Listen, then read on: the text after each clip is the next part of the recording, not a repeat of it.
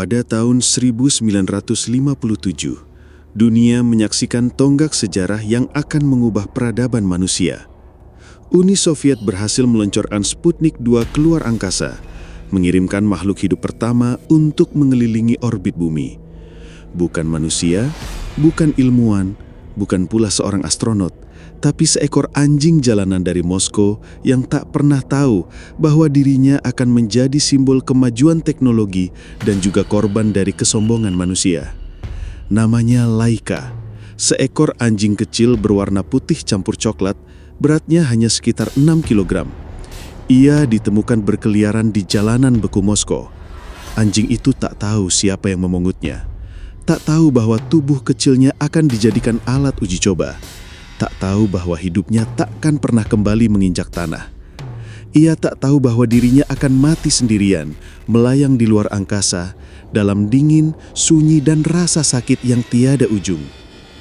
Malam itu, Moskow sunyi, tapi di sebuah fasilitas rahasia, para ilmuwan bekerja tanpa henti. Di balik tawa kemenangan dan semangat ilmiah, tersembunyi sebuah rahasia yang kelam. Laika sudah dikurung dalam kapsul kecil selama berhari-hari. Ia dilatih untuk duduk diam, tak bergerak. Tubuh mungilnya diikat sabuk pengaman. Makanan diberi dalam bentuk gel. Cukup untuk beberapa hari saja, tapi tak pernah ada rencana untuk membawanya pulang. Tanggal 3 November 1957, roket R7 meluncur menembus langit. Laika ada di dalamnya. Dunia menyambut gembira, tetapi tak ada yang tahu apa yang sebenarnya terjadi di dalam kapsul itu.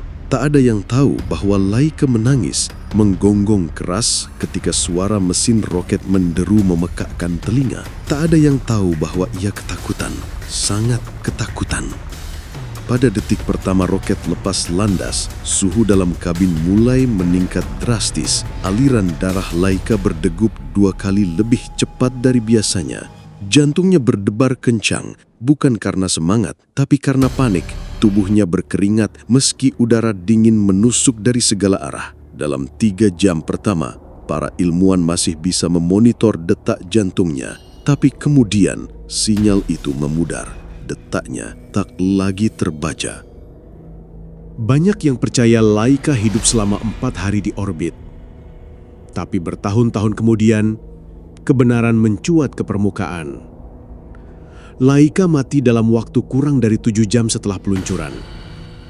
Ia tewas bukan karena kekurangan oksigen, bukan karena radiasi luar angkasa, tapi karena suhu dalam kapsul meningkat hingga lebih dari 40 derajat Celcius.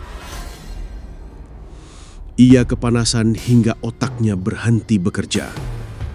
Mati perlahan dalam penderitaan yang tidak dapat digambarkan dengan kata-kata. Namun, saat berita kematiannya disembunyikan, dunia masih menyambut Sputnik 2 dengan gegap gempita. Majalah-majalah memuat wajah Laika yang tampak tenang dalam foto. Sebuah wajah yang tidak bisa berbicara, tidak bisa protes, tidak bisa mengatakan bahwa ia menderita. Laika menjadi simbol. Tapi simbol apa? Keberanian? Kemajuan? Atau justru keegoisan manusia yang mengorbankan makhluk lain demi gengsi dan kekuasaan?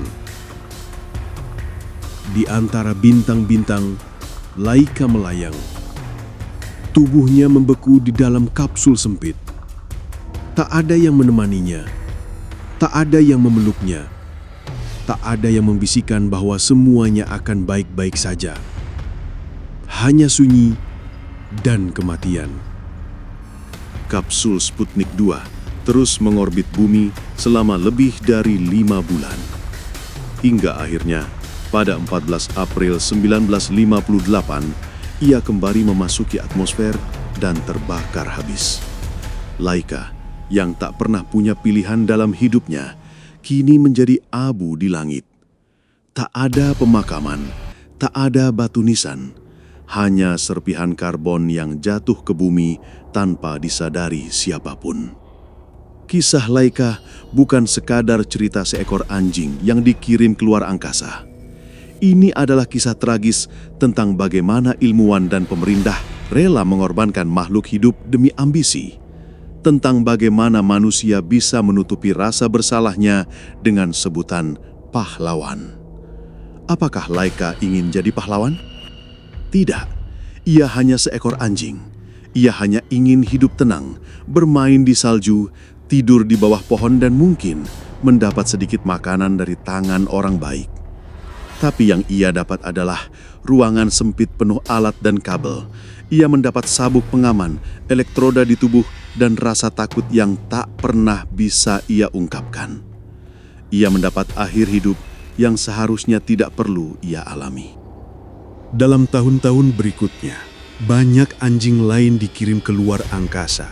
Beberapa selamat, beberapa kembali, tapi Laika tidak.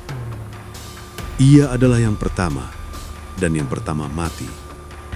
Tak ada peringatan tahunan untuknya. Tak ada monumen megah di alun-alun.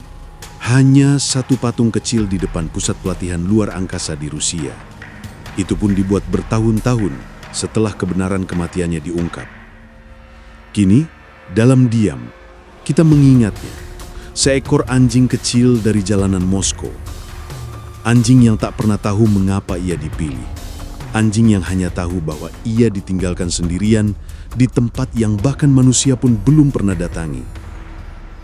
Dan di luar sana, di antara bintang-bintang, jika kamu mendongak pada malam hari dan melihat cahaya berkedip di langit, bayangkan bahwa itu adalah roh Laika yang masih melayang, mencari rumah, mencari pelukan, mencari tempat di mana ia tak lagi sendirian. Laika tak pernah meminta untuk jadi bagian dari sejarah. Ia tak pernah tahu bahwa namanya akan tercatat di buku pelajaran sains, di museum-museum, di dokumenter-dokumenter. Tapi sejarah telah mengukir namanya dengan tinta kesedihan. Laika adalah lambang keberanian yang dipaksakan, lambang kemajuan yang dibayar dengan nyawa. Dan di balik pencapaian besar umat manusia itu, tersimpan suara tangisan kecil yang tak terdengar.